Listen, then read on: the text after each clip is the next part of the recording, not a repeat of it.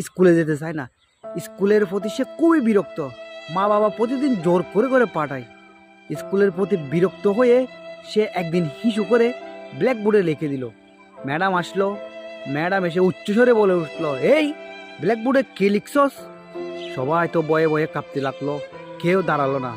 ছেলেটা ভাবলো আজকে আমাকে স্কুল থেকে বের করে দিবে। এটা ভেবে সে দাঁড়ালো। কিন্তু ম্যাডাম তাকে ঢেকে স্কুল থেকে বের না করে পুরস্কৃত করলো। কেন জানেন? কারণ হ্যান্ডরাইটিং ভালো ছিল। বাংলা বর্ণমালা এক আজব বর্ণমালা ভাই। ব এটার নিচে ফোড়া দিলে হয় র। অন্দস্তীয় জ এটার নিচে ফোড়া দিলে হয় অন্দস্তীয়। তো এরকমই একদিন আমাকে ম্যাডাম লিখতে দিছে। রাবারটা নষ্ট হয়ে গেছে। এখন আমি লিখছি কিন্তু বর নিচে ফোড়া দি নাই, এটা হয়ে গেছে বাবারটা নষ্ট হয়ে গেছে।